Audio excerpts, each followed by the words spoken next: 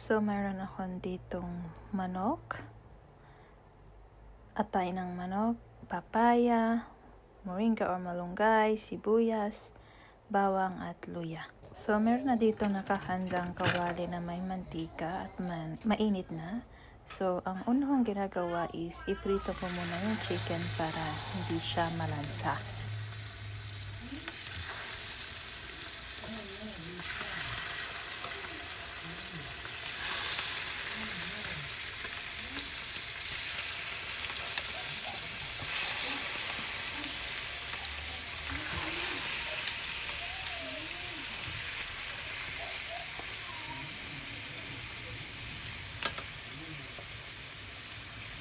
Then after that, babalik na rin naman natin. Saktong fry lang siya para lang matanggal yung lansa.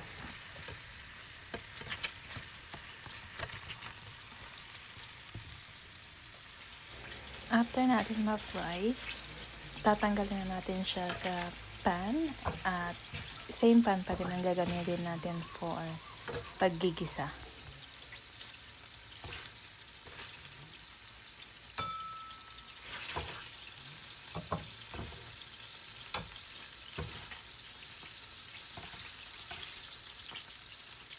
So, umpisa na natin maggisa. Una ko nilalagay is sibuyas, followed by ginger, para gusto ko lang malutong maigi yung ginger para mas malasa siya sa sabaw.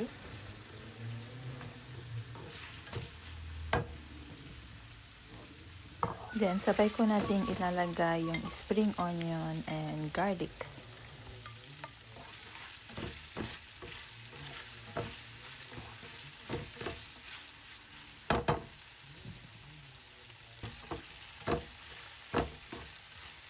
Then, pagkatapos natin mag-isa, ilagay na ulit natin yung chicken and then mix-mix lang para mag-combine silang lahat.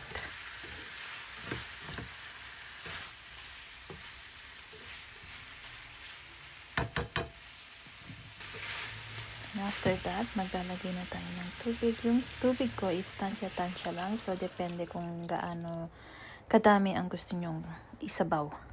Kung napapansin nyo, hindi pa ako naglalagay ng kahit anong condiments kasi maghihiwalay ako ng food ni Luca later on after ko mailagay yung mga gulay. So, ang gamit ko is papaya kasi wala kaming makitang sayote sa market. Maglalagay din ako ng atay, pero pinakuluan ko muna siya bago ko siya inilagay dito kasi para hindi madumi yung sabaw.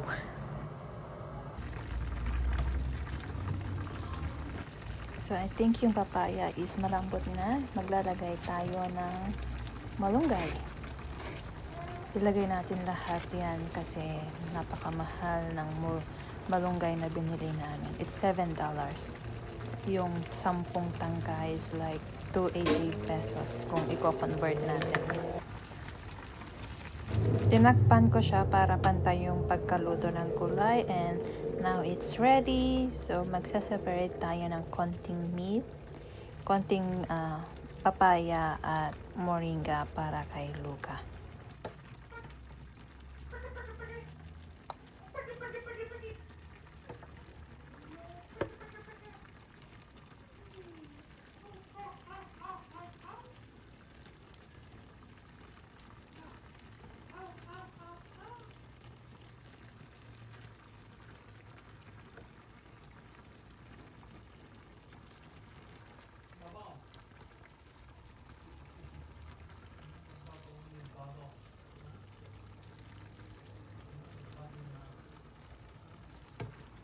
If umabot ka sa video na to, anong nilalagay nyo sa tinola nyo?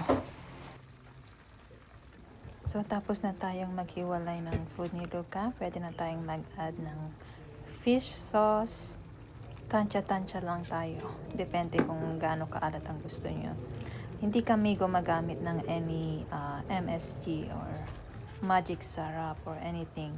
But naglagay ako ng chicken cubes and then paminta.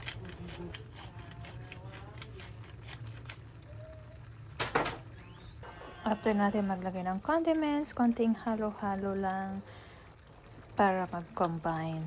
And that's it. Ready na siya. I miss this, lalo na yung may atay. Thank you for watching.